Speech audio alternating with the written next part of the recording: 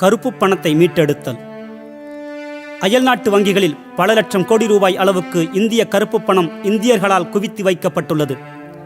வெளிநாடுகளில் பதுக்கப்பட்டிருக்கும் கருப்பு பணத்தை மீட்க மத்திய அரசு இதுவரை எவ்வித நடவடிக்கையும் எடுக்கவில்லை.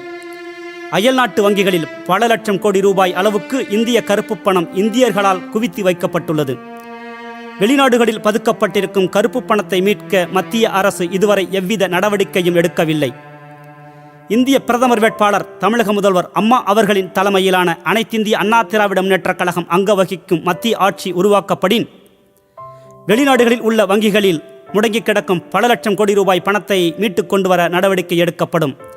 இந்திய பிரதமர் வேட்பாளர் தமிழக முதல்வர் அம்மா அவர்களின் தலைமையிலான அனைத்திந்திய அண்ணா திராவிட முன்னேற்றக் கழகம் அங்கம் வகிக்கும் மத்திய ஆட்சி உருவாக்கப்படின் வெளிநாடுகளில் உள்ள வங்கிகளில் முடங்கி கிடக்கும் பல லட்சம் கோடி ரூபாய் பணத்தை மீட்டுக் கொண்டு வர நடவடிக்கை எடுக்கப்படும்.